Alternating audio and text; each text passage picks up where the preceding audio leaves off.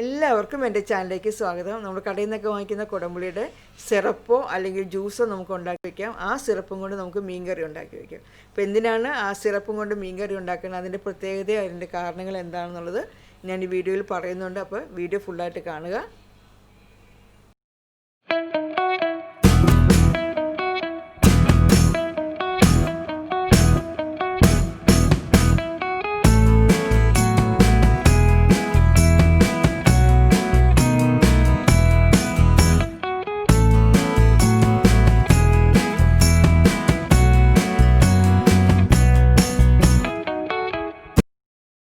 ഇപ്പോൾ കുടംപുളിയുടെ സിറപ്പ് അല്ലെങ്കിൽ ജ്യൂസ് ഉണ്ടാക്കാനായിട്ട് ഇതേപോലെ മൺചട്ടി നമ്മൾ മീൻകറി വയ്ക്കുന്ന ചട്ടിയിലേക്ക് കുറച്ച് കുടംപുളി എടുത്ത് നല്ലതുപോലെ കഴുകിയ ശേഷം ചട്ടിയിലേക്ക് ഇടണം.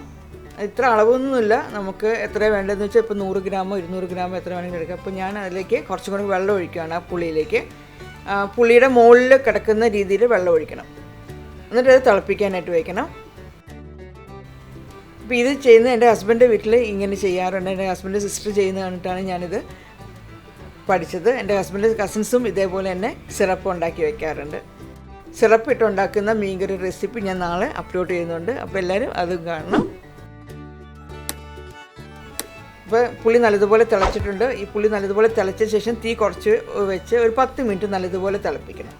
അപ്പോൾ ഇങ്ങനെ തിളപ്പിച്ച് നമ്മൾ സിറപ്പ് ഉണ്ടാക്കി വയ്ക്കുന്നത് എന്തിനാണെന്ന് വെച്ചാൽ നമ്മൾ കടയിൽ നിന്ന് വാങ്ങിക്കുന്ന കുടംപുളി ഇട്ട് കറി വയ്ക്കുമ്പോൾ ഒന്നുമില്ല, ആ കുടംപുളിയുടെ കുത്തിൽ ചുവ ഒത്തിരി മീൻകറി വരും. അല്ലെങ്കിൽ നമുക്ക് ആ മീൻകറിക്ക് ഒരു നല്ലൊരു റെഡ് കളർ കിട്ടാതെ വേറൊരു ഡാർക്ക് കളറായി മാറും. ഒന്നുമില്ലെങ്കിൽ ഒരു ബ്രൗണോ അല്ലെങ്കിൽ ഒരു ബ്ലാക്ക് കളർ, ഒരു നല്ല ഭംഗിയുള്ള കളർ കിട്ടാറില്ല മീൻകറിക്ക്. അപ്പോൾ അങ്ങനെയൊക്കെ വരുമ്പോൾ അതിന് പകരമായിട്ട് നമുക്ക് ഇങ്ങനെ സിറപ്പ് ഉണ്ടാക്കി വെച്ച് കഴിഞ്ഞാൽ നമുക്ക് നല്ല കളറായിട്ടുള്ള നല്ല ടേസ്റ്റി ആയിട്ടുള്ള മീൻകറി കിട്ടുകയും ചെയ്യും. അപ്പോൾ അതിനാണ് ഇങ്ങനെ സിറപ്പ് ഉണ്ടാക്കി വയ്ക്കുന്നത്. അപ്പോൾ പുളിയെല്ലാം നല്ലതുപോലെ തിളപ്പിച്ചു. അത് തിളപ്പിച്ച ശേഷം കുറച്ച് വെള്ളമൊക്കെ വറ്റിയിട്ടുണ്ട്. ഇനി അത് അരിച്ച് മാറ്റി വയ്ക്കാം.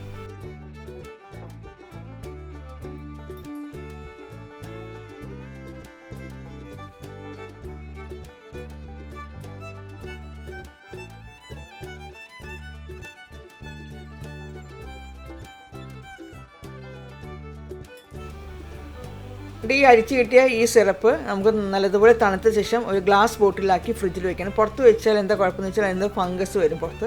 അപ്പോൾ അതുകൊണ്ട് ഫ്രിഡ്ജിൽ മാത്രമേ വെക്കാവുള്ളൂ. അതിൻ്റെ ആവശ്യത്തിനനുസരിച്ച് നമുക്കിത് 1 കിലോ മീനൊക്കെ 1/2 കപ്പ് ആദ്യം ഒഴിച്ച് നോക്കുക. അതൊക്കെ ഇനി വേണമെങ്കിൽ പിന്നീട് കുറച്ച് 1/4 കപ്പ് വീതം പിന്നീട് പുളിയുടെ വെള്ളം ഒഴിച്ചാൽ മതി. ഇപ്പോൾ പുളിക്ക് പകരം ഈ വെള്ളം ഒഴിച്ചാൽ മതി. അപ്പോൾ ഞാൻ ആദ്യത്തെ ആ സിറപ്പ് ഉണ്ടാക്കി അതിന് പിന്നീടും ഒന്നും കൂടെ ഞാൻ തിളപ്പിക്കുകയാണ്. ആ പുളിയിലേക്ക് വീണ്ടും കുറച്ചും കൂടെ സെയിം പുളി തന്നെയാട്ടോ, ആദ്യം തിളപ്പിച്ച് മാറ്റിയ പുളിയിലേക്ക് തന്നെയാണ് കുറച്ചും കൂടെ വെള്ളം ഒഴിച്ചിട്ട് വീണ്ടും തിളപ്പിക്കുന്നത്.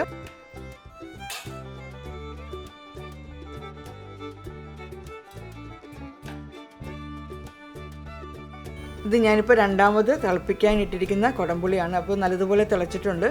ഈ തിളച്ച ശേഷം ആദ്യം ചെയ്ത പോലെ തീ കുറച്ച് വെച്ച് 10 മിനിറ്റ് തിളപ്പിക്കണം. എന്നിട്ട് ഊറ്റിയെടുക്കണം. വീണ്ടും ആ ഊറ്റിയെടുത്ത ശേഷം ആ കുടംപുളിയിലേക്ക് വീണ്ടും കുറച്ച് വെള്ളം ഒഴിക്കണം. അപ്പോൾ ആദ്യം ഒഴിച്ച വെള്ളത്തിൻ്റെ അത്രയും ഒഴിക്കേണ്ട, കുറച്ച് വെള്ളം ഒഴിച്ചാൽ മതി.